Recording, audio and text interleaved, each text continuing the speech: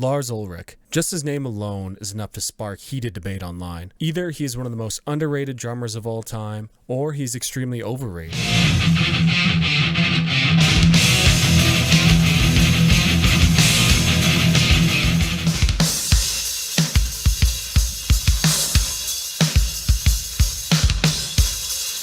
But no matter your opinion, as the only drummer of Metallica, his legacy is extremely important to metal. And today I just want to dive a little bit deeper and focus in on his drumming. You know, he's been the subject of much ridicule over the years for his drumming. However, whatever your opinion is on Lars and his drumming, I don't think it is possible to deny just how influential he actually is. Not only from his drumming, but also from his drum sounds and the way his drum kits look. I mean, who didn't want that 80s white Thomas Stormtrooper kit that you see in the live Binge and Purge video?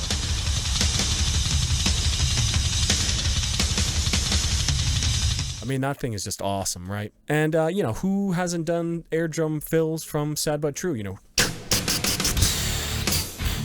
So today, let us take off our cult hats, Megadeth t-shirts, and let go of the gravity blast obsession and take a look back at one of the OG great drummers of metal, Lars Ulrich. But before you begin, if you like this content, I just want to ask you to hit that sub button. I'm going to be doing a lot more videos on sort of focusing in on the individuals behind these bands and the stuff that they do. I did one on Chuck Schuldiner,'s writing style. I want to do one on his guitar playing as well. I also have a video on Metallica versus Megadeth, so if you want to find out who wins and all my thoughts on all the various Metallica releases, you can check that out. But enough of that, let's get into it.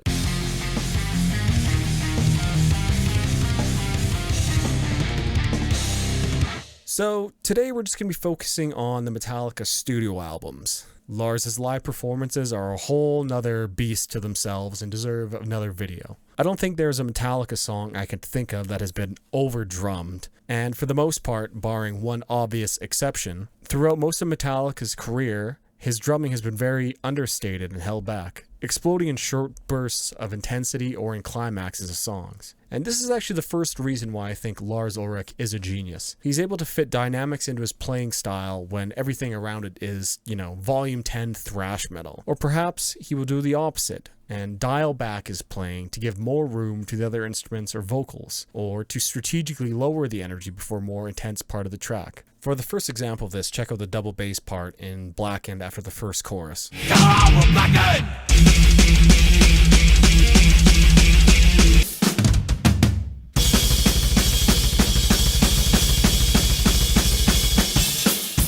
The short burst of double bass and riding the crash instead of the hi-hat like he does for the rest of the song injects a crazy amount of energy into this small section. I mean, he could have used this as the default pattern to play under the main Blackened riff, but instead he opts to play it just once. This adds an extra element of interest to the listener's ears. I know this part is one of my favorites in all of Metallica's songs, to be honest, which is then contrasted by the second verse's more simple drumming. Let us also not forget the small bursts of double bass during the choruses of Blackened, under the lines, "Blackened is the end." Began from the dead.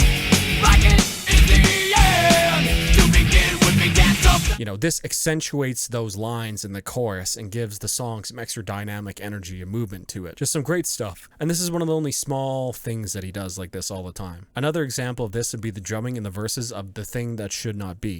Messenger of fear inside. Dark descent.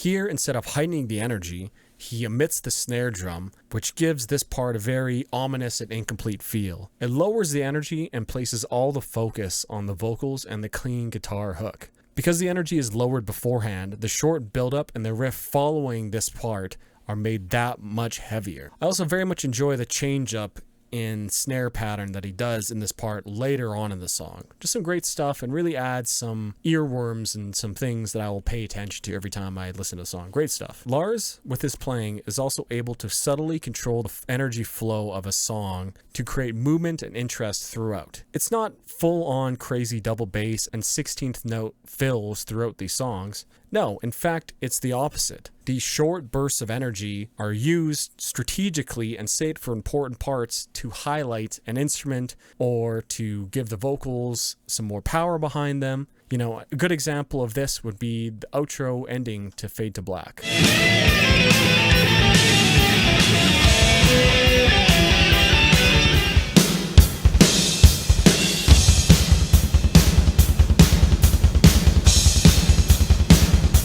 The addition of the constant double bass underneath the end solo adds some grandiosity and urgency to Kirk Hammett's solo, and because he does not use the double bass constantly throughout the song, when it comes in at the end under the solo, it is that much more impactful and climaxes the song very well. As a side note, Fade to Black is a great case study in slowly ramping up the energy throughout the song. Just great songwriting, absolutely. Another example of him lowering the energy and then raising it back up would be the song Ride the Lightning, where during the solo section he goes into both halftime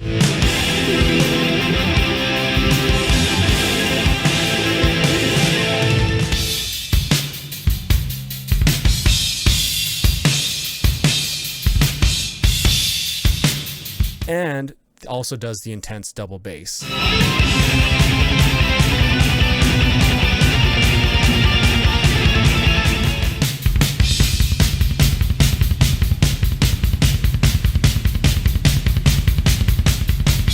He uses these different drum grooves to highlight the solo, giving it more time to breathe during the beginning section, which is a very cool tapping part, before matching the intensity of the second solo section. A very subtle way of enhancing and highlighting what is already a fantastic solo. There are countless examples of this in his playing, but I just want to highlight a few more before we move on. The pre-chorus in Enter Sandman also sees Lars drop into halftime momentarily, just for a very short while to give the song some extra gravity to it. Sleep with one eye open, gripping your pin.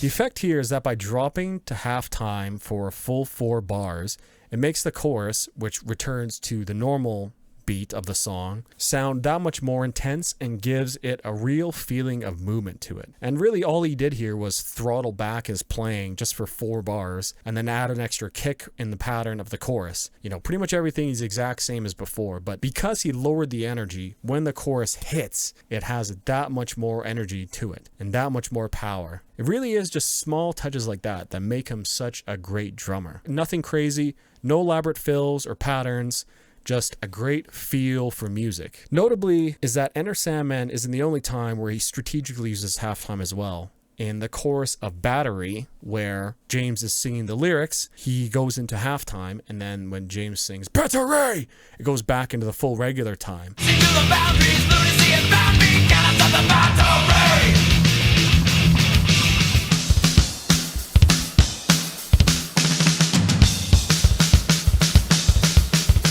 This gives the line Battery some extra power. It gives the lyrics in the chorus some breathing room. And then once the word battery hits, you know, we're back to the full force driving intensity. And because it is lowered just for that chorus, when it hits again, it's just that much more powerful. This happens twice for every chorus and it gives the chorus lyrics time and space to breathe, and then the ups the intensity right back. Excellent stuff. The last example here will be one that is so subtle you've probably never even noticed unless you were a drummer, and that is The Unforgiven 2. Now I chose this song just to give some more variety in the albums here, but also because it is a great example of Lars' subtle hi-hat techniques. Here in the verse, the small section after the verse, and the chorus, he plays the same beat but with different hi-hat accents.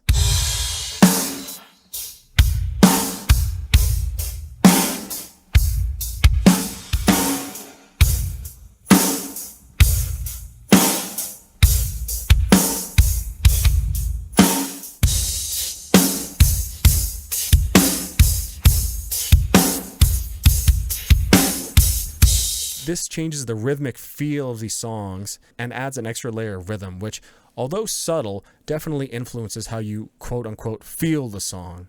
Right, in the one part, the hi-hat is open, so you kind of have this constant groove, and the next one, he's sort of lowers the volume on every second hit, and he does this quite often with his hi-hat techniques if you listen carefully. I just highlighted this one example here. Just subtle, small things like that definitely influence how you feel the song, subtle rhythms that you get from it, your head bobbing. It can go along with the lyrics and everything like that as well. It's very cool stuff. In addition to hi-hat techniques, he also often, and this is a very big Lars-ism, he will often not crash on the first beat, but maybe the second or even third beat of the measure. This completely changes the groove in that small section of the song, and he uses it strategically to accentuate certain words or phrases during songs.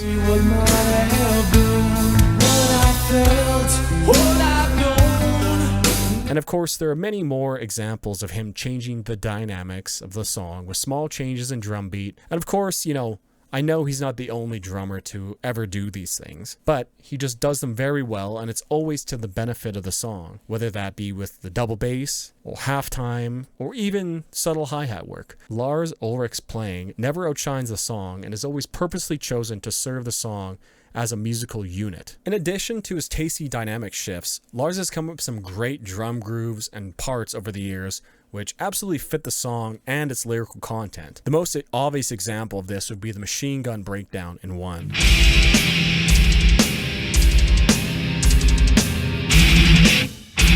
This is one of the most famous guitar parts in metal for good reason. Not only does it sound cool and was incredibly influential to pretty much every single genre of metal since it came out, it also thematically fits the song. It's machine gun fired during a song about the cruelties of war. I mean, what's not to love here? Another song from the same album, which relates to lyrics similarly to the drumming, is the intense double bass parts during the verses in Dyer's Eve. Dear father, what is this hell you have put me through? While James is barking out the very intense, personal, angry lyrics about his mother and father, the drums match this intensity and rage perfect. No other drum beat would have made this part as intense, and the guitars aren't really doing anything intense here. They're just playing open power chords, so the drumming is really what's driving the song here, and matched with the intensity of the lyrics, with the intensity of the kicks, it makes a very, very intense and powerful moment in the song. In a different vein, the drumming for almost all For Whom the Bell Tolls is a simple kick on 1 and 3, and the snare on 2 and 4, but it is played at almost the exact same tempo as a military march. For Whom the Bell Tolls is played at around 118 beats per minute,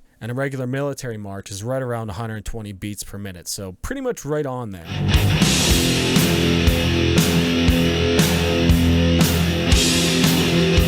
It sounds like someone marching. You can march to the song. If you go listen to it while you walk, you can march to it. It has that cadence to it. And related to the drumming with lyrics about men marching off to war, so you just have an excellent choice of drum beat that relates to the song and its lyrics. If you would have played any more kicks during the main pattern, it would ruin the marching feel of the song. So Lars' simple drumming on For Whom the Bell Tolls, of course it's interrupted by all those cool and nice fills, is actually very strategic and actually makes it feel like somebody's marching off to war. Great stuff. Sticking on Ride the Lightning, we also have the song Trapped Under Ice.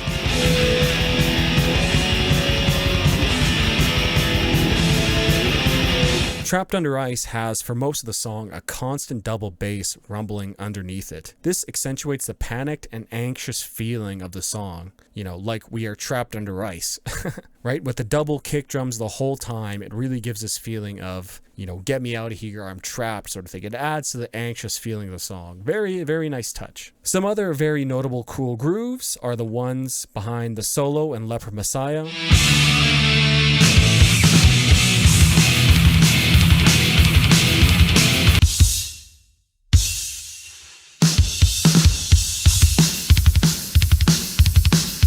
The drum beat and You Know the One in And Justice for All.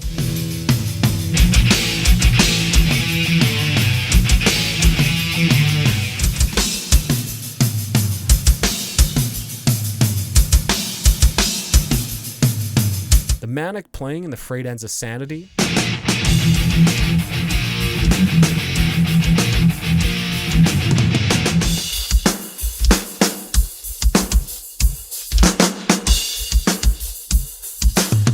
The verse drum pattern in Shoot Me Again.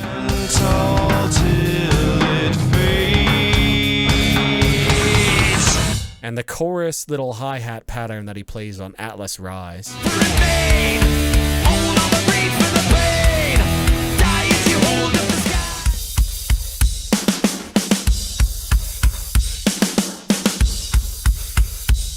You know, leave your favorite Lars grooves down below. I would love to hear what your guys' favorite stuff is from him. But let's move on to the drum fills of Lars Ulrich. Now, Lars's fills have been clowned on and memed upon for a while now, but we forget that he has some absolutely iconic and unique fills, which, in contrast to his live performance, which is an absolute other beast of its own and deserves its own videos, his live performances are filled to the brim with fills, but his drumming on much of the Metallica studio material is very subdued and doesn't have that many fills actually. So when we do get a cool fill from him, it is very unique and catches your attention. You know, it's a lot different than if a drummer is constantly doing a fill every 4 measures. You know, the fills sort of get lost, you don't really pay attention to them, but Lars's case, he uses fills strategically and not all the time, and it really catches your ear. And I'll just highlight a few of my favorite fills that he has done. Pretty much all the fills during For Whom the Bell Tolls. Constant chill deep inside.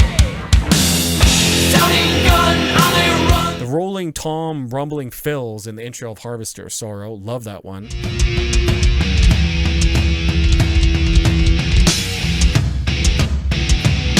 The fill played repeatedly under the back to the front line on Disposable Heroes. Back to the front. You will do what I say when I say back to the front. And this one from the bridge in Blackened. Put to death, see our mother die. And of course, there are tons of other great fills, and Lars isn't the only one to create cool drum fills. I just want to highlight how good he is in certain parts, right? Like, these are cool, sick fills with great parts to them. Love it. And you know what? Leave your favorite Lars fills down below too. I would love to hear your opinion on this, you guys. Drum sounds. Now, whether you like it or not, the sound of Lars Ulrich's kits have been extremely influential to metal and metal drumming as a whole, especially on these 3 albums. You know, the rest and the later albums especially, you know, not so much. And of course, you know, Lars wasn't the only one who made these drum sounds. There was his drum techs, sound engineers, mixers, masterers, you know, microphones, blah, blah, blah, blah, blah. We know. But just as a guitarist is known for their tones, drummers can be known for their drum sounds that they have. So 1984's Ride the Lightning drum sound, although of course inspired by the gated snare craze of the 80s, was incredibly influential to the thrash metal scene, all of which essentially tried to copy this drum sound for the next 8 years.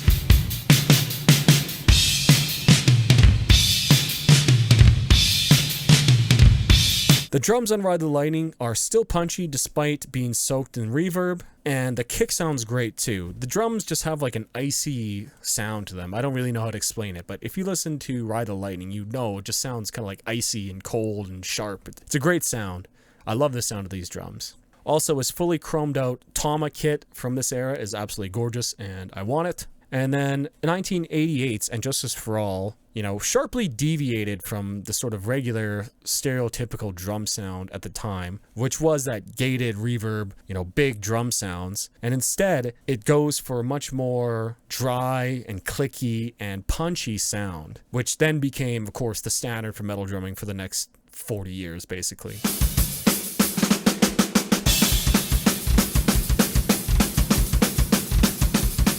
You know, it's very dry with very little reverb. The kick and snare are both very punchy, and the kick has a ton of high-end click on it, and so many bands can trace their drum sounds back to what was on this album. You know, a band could realistically use a drum sound like this today, and it wouldn't sound so much out of place, but if you compare that to what other thrash bands were doing in 1988, such as Megadeth's So Far So Good So What, you can really see the difference between the two.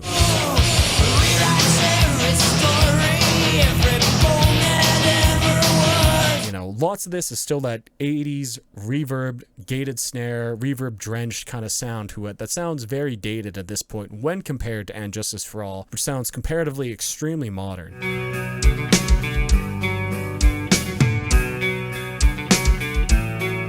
And of course these are so influential because as metal got faster and more intense and more chaotic and more technical, of course it just lends itself better to a drier, more clicky, higher end trebly kind of drum sound, because the bass frequencies and too much reverb kind of just everything just gets lost in the mix, especially when you add in, you know, down-tuned guitars and basses, right? So, and just as for all, just an absolutely iconic drum sound for sure. Despite, you know, whatever your opinions are about the rest of the album produced, you cannot deny that the kicks and snare and just the sound of that whole kit is just absolutely iconic. Then of course we have the Black Album, which has been considered by many, including myself, to be, you know, the pinnacle of drum production. This is just an incredible sounding album and one of the greatest drum sounds to ever be put to tape, easily.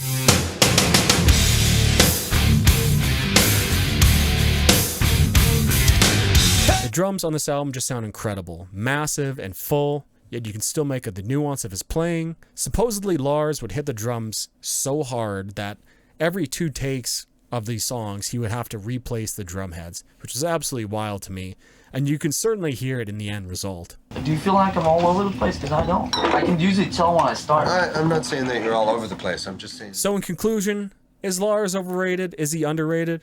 You know what, I think Lars is perfectly rated. You know, whatever your opinion is about his pursuits outside of his drumming and his image and blah, blah, blah, blah, blah, you can't take much away from his drumming, which is absolutely solid, incredibly influential, and just great back in the day. So when you put on your horse blinders and sort of focus in on just the drumming, you realize that he was not just a good drummer, not just a competent drummer, but I think he was an excellent drummer who had excellent musical feel and would play drum parts which perfectly suited what was required in the song for that part, which are to be enjoyed as a musical whole.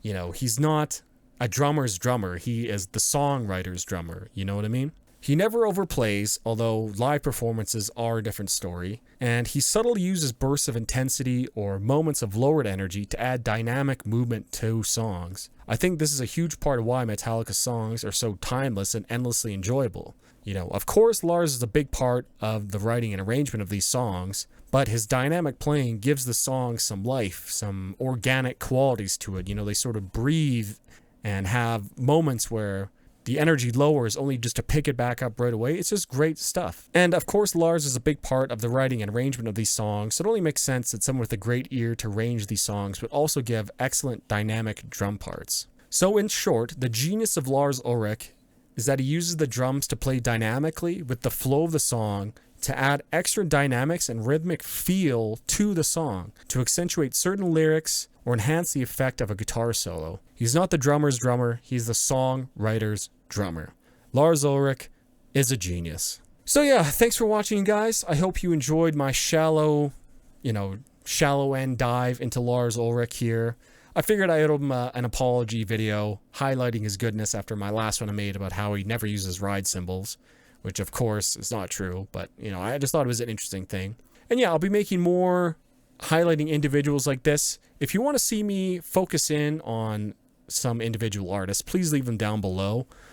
You know, I'd love to see who you guys want to see. I want to know who's popular and to make videos on. You know, Lars Ulrich will always get clicks. Dave Mustaine, Chuck Schuldiner, you know, these guys, right? So give me some other people to dive deep into. And yeah, make sure that you hit that like and that subscribe if you watched all the way through. Thanks for watching, you guys. Cheers.